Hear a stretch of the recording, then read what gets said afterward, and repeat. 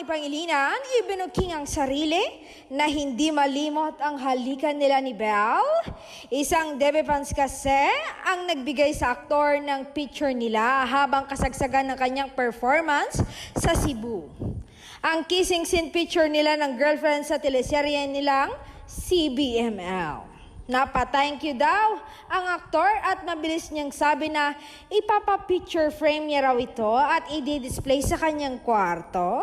Iba, bongga, in love na in love.